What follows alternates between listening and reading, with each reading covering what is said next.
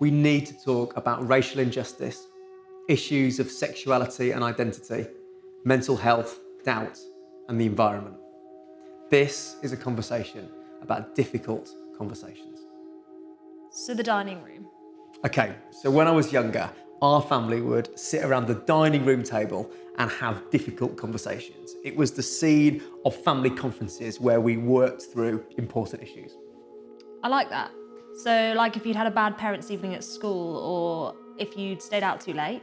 Yeah, absolutely. And also when us kids wanted a bigger TV or wanted to go somewhere more expensive on holiday. In all seriousness, the dining room table is where families work through the important issues. So why do these conversations matter as part of this wider conversation?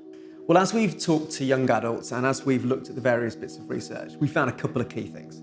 The first is that many young adults leave church because they're not given the space to wrestle and voice their struggles and doubts. So providing just that space to make that happen is just so important. So even just providing permission for these conversations to happen is important. A shared sense of journey and exploring faith together. Yeah, totally. And the second thing we found is that the issues themselves are really important.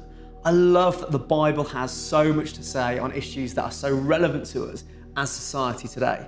So as a family, we need to sit around the proverbial dining room table and have conversations around racial injustice, issues of sexuality and identity, doubt, mental health, the environment. And that's so important to young adults, isn't it? That what we're talking about is relevant. I've heard it said that this is a generation who don't just want to know that the Christian faith is true, but does it work? So how do we go about facilitating these conversations? Well, I think it begins by creating a culture of openness and vulnerability. People are way more likely to open up around their struggles of doubt and mental health if given the permission to do so, and if someone in leadership goes first. I mean, that's a brave thing to do though, right? As leaders, we want to appear confident and like we've got things all together. Yeah, it really is difficult, but in my experience, we all struggle with something and we can start there. And then when it comes to the issues, preach on them, encourage storytelling around them, create interactive panels, talk about them in our small groups, and ask young adults themselves, those in our church families, what are the most pressing issues for them? I mean, that's so key. Some of these issues might not be as relevant in, say, 6 months' time, but it's an ongoing discussion. Okay, great.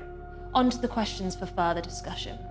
You can access some case studies and go a bit deeper on the Young Adults Conversation section on the Evangelical Alliance website.